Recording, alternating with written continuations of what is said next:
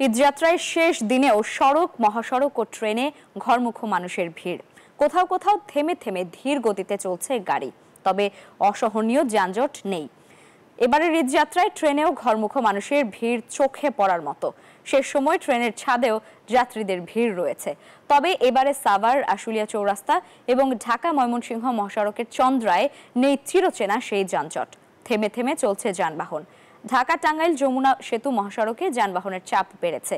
ঈদযাত্রায় যমুনা সেতুর দুই পাশে 9টি করে মোট 18টি বুথ দিয়ে যানবাহন পারাপার হচ্ছে। এবারের ঈদযাত্রায় ভোগান্তি না থাকায় খুশি যাত্রীরা, তবে বাড়তি ভাড়া আদায়ের অভিযোগ অনেকের। মহাসড়কে ডাকাতি, ছিনতাইয়ের শঙ্কা থাকায় বাড়তি পুলিশ মোতায়েন করা হয়েছে।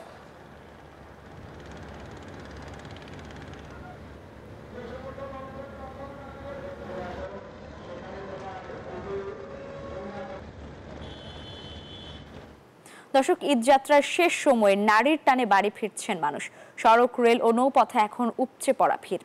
ঈদযাত্রার খবর জানাতে যুক্ত হচ্ছেন আমাদের সহকর্মীরা। শুরুতে যাচ্ছি কমলাপুর রেলওয়ে স্টেশনে, সেখানে রয়েছেন সহকর্মী তাওহিদুল ইসলাম। তাওহিদ, সকাল থেকে যেসব ট্রেন ছেড়ে যাওয়ার কথা ছিল সেগুলো সময় মতো ছেড়েছে কিনা, আর যাত্রীদের কোনো ভোগান্তি চোখে পড়েছে কিনা আপনার?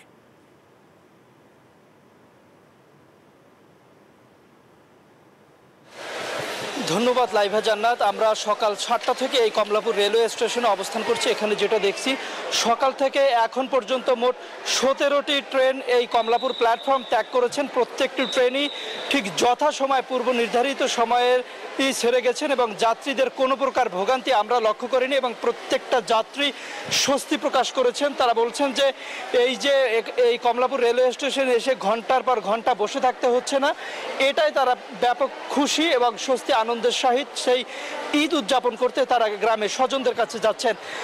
যেমনটি আসলে বোঝা যায় যে আসলে যেমনটি যাত্রীরা প্রত্যাশা করেন এবছর ঈদযাত্রা ঠিক তেমনটি হচ্ছে এই কমলাপুর রেলওয়ে স্টেশন থেকে ট্রেনে।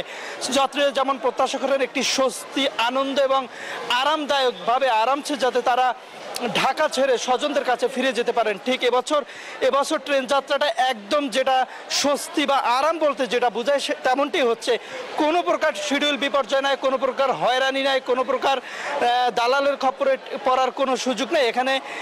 এখানে যাত্রীদের সেবা এবং যে পুলিশ প্রশাসন, র্যাব থেকে সার্বক্ষণিক মনিটরিংয়ের ব্যবস্থা করা হয়েছে। আমরা দেখছি বাইরে তাদের ক্যাম্প বসানো হয়েছে এবং তথ্য সেবা কমলাপুর রেলওয়ে স্টেশনের তথ্য সেবা কেন্দ্র থেকে আমাদেরকে যেটি জানিয়েছেন, কোনো প্রকার হয়রানির শিকার যাত্রীরা হচ্ছেন না এবং যদি কেউ কোনো প্রকার হয়রানির শিকার হয় এখানে অভিযোগ দিলে তাৎক্ষণিক ব্যবস্থা নেওয়া হচ্ছে। তারা বলছেন যে এখন পর্যন্ত সকাল থেকে মোট 17টি ট্রেন ছেড়ে গেছে, 7টা, 8টা এবং 9টা এখন পর্যন্ত। এই 17টি ট্রেন যথাসময় কিন্তু ছেড়ে গেছে, কোনো প্রকার শিডিউল বিপর্যয়ের মতো ঘটনা ঘটেনি। এই ছিল কমলাপুর রেলওয়ে স্টেশন থেকে আমার কাছে থাকা তথ্য। আমরা এখন যাব মহাখালীর সহকর্মী হাসানের কাছে।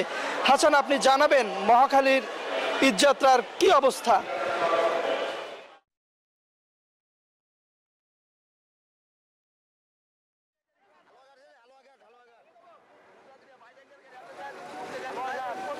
ধন্যবাদ তাওহিদ। আপনি যেমনটা জানাচ্ছিলেন, আসলে ট্রেন যাত্রায় ভোগান্তির কোনো চিত্র নেই। আসলে তার ঠিক বিপরীত চিত্র কিন্তু বাস যাত্রার ক্ষেত্রে। আসলে আমরা মহাখালীতে সকাল থেকে আসলে অবস্থান করছি। এখানে আসা থেকে আমরা যেটা দেখেছি সেটা হচ্ছে যে ভাড়া বেশি নেওয়ার যে অভিযোগ, সেটা কিন্তু আসলে খুব সরগরম অবস্থা এই মহাখালী বাস টার্মিনালে। পেছন থেকে বাসের পেছন দিক থেকে আসলে তারা ভাড়া বেশি নিয়ে যাত্রী উঠাচ্ছেন, আবার টার্মিনালের ভেতরে অনেক বাস থাকা সত্ত্বেও তারা বাসের স্বল্পতা দেখানোর চেষ্টা করছে, এরকম অভিযোগ আছে আমাদের কাছে এবং আমরা সরেজমিনে তার প্রমাণও পেয়েছি। তবে যাত্রীরা বলছেন আসলে যতটা নির্বিঘ্ন হওয়ার কথা ছিল এই ঈদযাত্রা, এই বছরের ঈদযাত্রা আসলে ঠিক ততটা নির্বিঘ্ন আসলে হচ্ছে না, কারণ তাদের ভাড়া বেশি নেওয়ার অভিযোগ। এদিকে গরমের তীব্রতা বাড়ছে, সকাল সকাল আসলেও তারা কিন্তু সকাল সকাল তাদের গন্তব্যের উদ্দেশ্যে যাত্রা শুরু করতে পারেনি। আর ঈদযাত্রার আজকেই শেষ দিন, রাত পেরোলেই কালকে পবিত্র ঈদ উল ফিতর, তো পরিবারের কাছে সকলকে ফিরতে হবে। সে জায়গা থেকে পরিবারের পরিজনের লোকজন সব অপেক্ষা করছে পরিবারের সদস্যদের জন্য। তো আমরা মহাখালী বাস টার্মিনালে আরেকটা বিষয় লক্ষ্য করেছি যে প্রশাসনিক তৎপরতা কিন্তু সকাল থেকে বেশ চোখে পড়ার মতো ছিল এবং পরবর্তীতে বাংলাদেশ সেনাবাহিনীর টহল টিম এসে যোগ হয়েছে এই মহাখালী বাস টার্মিনালে। তো সবকিছু মিলিয়ে এখানকার পরিবেশ কিন্তু আসলে যথেষ্ট স্বাভাবিক এবং চলছে। তবে অভিযোগ পাল্টা অভিযোগ মিলিয়ে কিন্তু আসলে এবারের ঈদযাত্রা মহাখালী বাস টার্মিনালে, তো মহাখালী বাস টার্মিনালে এই ছিল আমার কাছে সর্বশেষ তথ্য। আমি এখন চলে যাব আমার সহকর্মী ঢাকা মাওয়া এক্সপ্রেসওয়েতে আছেন সজল দাস। সজল দাস আমাদেরকে জানাবেন যে আসলে ঢাকা মাওয়া এক্সপ্রেসওয়েতে আসলে কোনো যানজট আছে কিনা বা যাত্রী ভোগান্তি আছে কিনা। সজল দাস।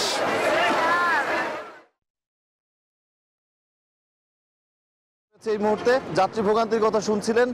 বেলা বাড়ার সাথে সাথে যানবাহনের চাপ এক্সপ্রেসওয়েতে বাড়ছে, আর সেই সাথেই বাড়ছে মানুষের ভোগান্তি।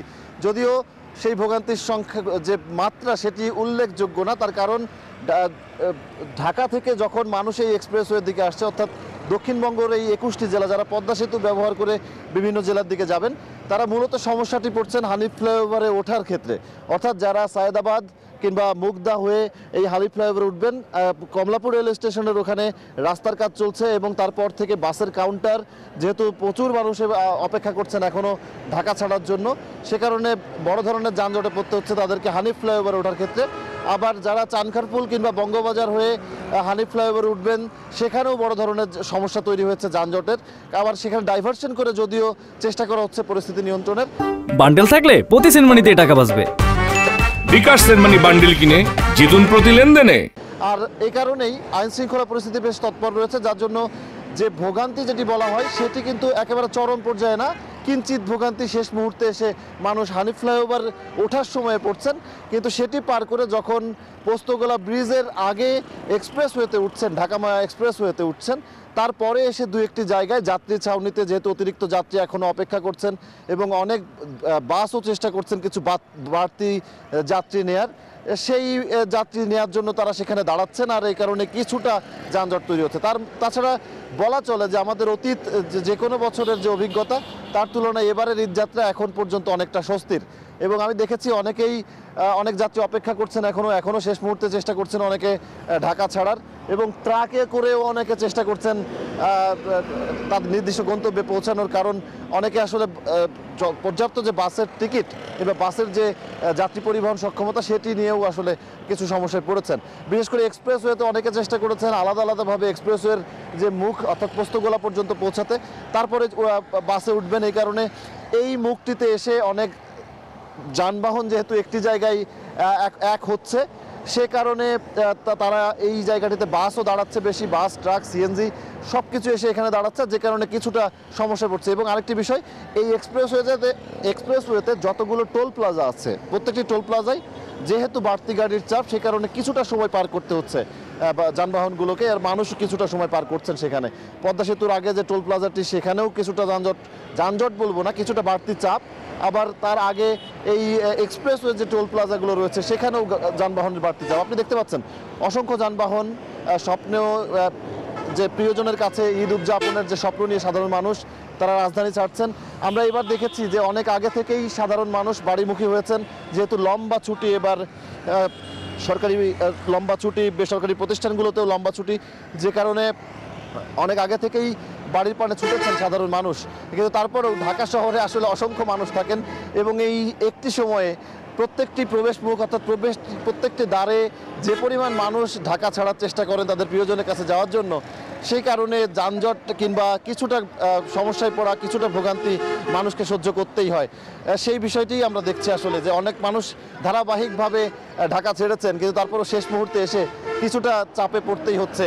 বিশেষ করে ঢাকার যে প্রবেশ মুখগুলো রয়েছে কিংবা যে বের হয়ে যাওয়ার মুখগুলো রয়েছে, প্রতিটি জায়গায় হয়তো বাইরে গিয়ে বড় বড় সড়ক রয়েছে কিংবা বড় সড়কে গিয়ে খুব একটা সমস্যায় পড়ছেন না তারা, কিন্তু ঢাকা থেকে বের হওয়ার যে মুখগুলো রয়েছে সেই জায়গাগুলোতে কিছুটা সমস্যায় কিন্তু তারা পড়ছেন।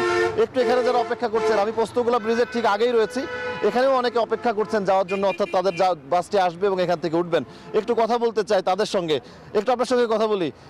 ঈদ উপলক্ষে মনে হয় বাড়িতে যাচ্ছেন, কি মনে হয়েছে আপনি খুব একটা যানজট কিংবা প্রত্যেকবার যাওয়ার সময় একটা বড় ধরনের সমস্যা থাকে, এবার কি দেখেছেন কি না?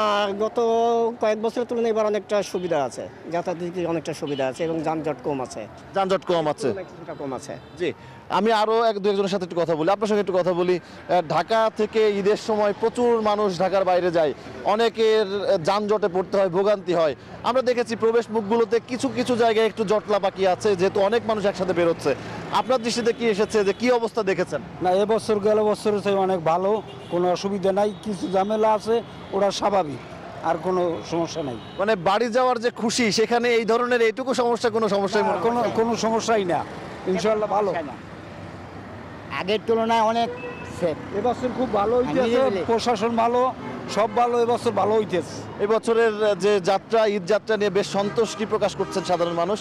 আর আরেকটি বিষয়, আমি যে পাখির চোখে যদি দেখছেন নিশ্চয়ই আপনারাও, প্রত্যেকটি জায়গায় হানিফ ফ্লাইওভার কেন্দ্রিক যে পয়েন্টগুলো রয়েছে, ঢাকা থেকে যারা এই দক্ষিণবঙ্গমুখী আসছেন, অর্থাৎ চট্টগ্রামের দিকে যারা যাচ্ছেন, বরিশালের দিকে যারা যাচ্ছেন, কিংবা খুলনা বিভাগের দিকে যারা যাচ্ছেন, তারা প্রত্যেকে আসলে সমস্যা পড়ছেন হানিফ ফ্লাইওভারে ওঠার মুখগুলোতে। এর বাইরে হানিফ ফ্লাইওভার থেকে নেমে যে টোল প্লাজাগুলো রয়েছে, সেই টোল প্লাজাগুলোতে কিছুটা সমস্যা রয়েছে, এবং তার থেকে কিছুটা সামনে এসে এক্সপ্রেসওয়েতে ওঠার মুখে যখন যাত্রী ছাউনিগুলো রয়েছে, একদম শুরুর দিকে যাত্রী ছাউনি, সেই জায়গাগুলোতে কিছুটা সমস্যা রয়েছে, কারণ অনেক যাত্রী অপেক্ষা করছেন যানবাহন ওঠার জন্য, এবং যানবাহনগুলোও কিছুটা বাড়তি যাত্রী, আমি দেখছি যে পুরো বাসটি ভরা রয়েছে, কিন্তু তারপরেও কিছু বাড়তি যাত্রী তারা নেওয়ার চেষ্টা করছেন এক্সপ্রেসওয়ের মুখে এসে কিংবা রাস্তা থেকে। এই কারণে পাশাপাশি দাঁড়িয়ে রাস্তা আটকে ফেলানোর একটা প্রবণতা তাদের মধ্যে রয়েছে।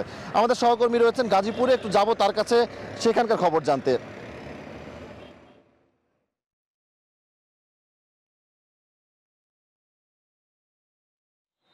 সজল, আপনাকে ধন্যবাদ। আপনি যেমন কি বলছিলেন, আপনি রাজধানী থেকে এই হানিফ ফ্লাইওভার থেকে এই মুহূর্তে রয়েছে আমি গাজীপুরের চন্ডাতে। আমরা যদি দেখাই যে এখনও কিন্তু যে নারীর টানে বাড়ি ফিরতে, যে আমরা যদি চন্ডা মোড়ে এখন যদি একটু দেখাই যে গাড়ি কিন্তু সারি সারিভাবে লাইন দিয়ে কিন্তু ধীর গতিতে চলছে, এবং অসংখ্য যাত্রী এখনও রয়েছে।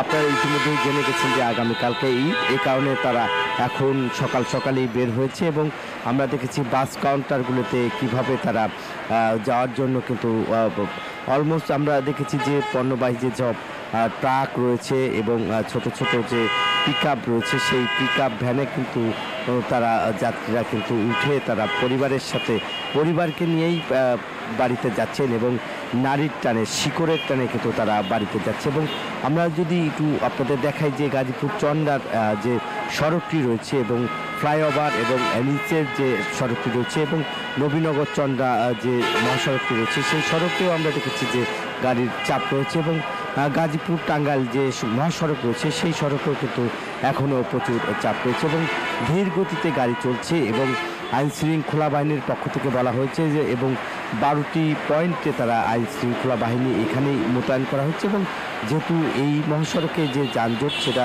নিরসন করতে, এবং আমরা যেটা দেখাচ্ছিলাম যে ট্রাফিক শৃঙ্খলা, অর্থাৎ পরিবহনের ট্রাকে কিন্তু তারা দেখছেন যে এভাবেই তারা নারীর টানে বাড়িতে যাচ্ছে, এবং এই যে বাসের বাদে তারা ট্রাকে কিন্তু এভাবেই দেখছেন যে শিশু এবং নারীরা সহ কিন্তু এই পরিবহনে করে তারা পরিবার নিয়ে যাচ্ছে, এবং এরা হচ্ছে নিম্ন আয়ের মানুষ, সেই যেহেতু ভাড়া বেশি, এবং এই কারণে তারা ট্রাকে উঠে কিন্তু যাচ্ছেন। এবং সেই ট্রাকের এখন পর্যন্ত যে এই সব যে নারীর টানে বাড়ি ফিরতে যেসব পরিবারের সাথে যারা ঈদ করতে যাবেন, তারা কিন্তু এইখানে এসেছেন, এবং তাদেরকে এখান থেকে নিয়ে বিভিন্ন জেলায়, অর্থাৎ এখান থেকে 23টি জেলায় কিন্তু এই বাড়িতে যাবে। এবং আমরা যেটা দেখেছি যে সকাল থেকে দেখেছি যে কাউন্টারগুলোতে তারা ভিড় করছে, এবং যে যেভাবেই পাচ্ছে ভেঙে যাওয়ার চেষ্টা করছে, এবং যেহেতু দূরপাল্লা পরিবহন সংকট, সে কারণে কিন্তু তারা মূলত যাওয়ার চেষ্টা করছিলেন। এবং এখন আমরা যেটা দেখছি যে এই মুহূর্তে যে যেভাবেই পাচ্ছে সে সেভাবেই কিন্তু আসলে যাওয়ার চেষ্টা করছে। অনেকেই পরিবার পরিজন নিয়ে রাস্তায় দাঁড়িয়েছেন, এবং যেভাবে তারা গাড়ি পাবে সেভাবে আসলে গিয়ে পরিবারের সাথে ঈদ করবে। এই ছিল আমার কাছে গাজীপুরের চন্ডা থেকে ঈদে ঘরে ফেরা মানুষের সর্বশেষ খবর। একই খবর জানতে গাজীপুরের আরেক প্রান্তে রয়েছে আমার আরেক সহকর্মী, যাচ্ছি জাহাঙ্গীর আলমের কাছে। জাহাঙ্গীর।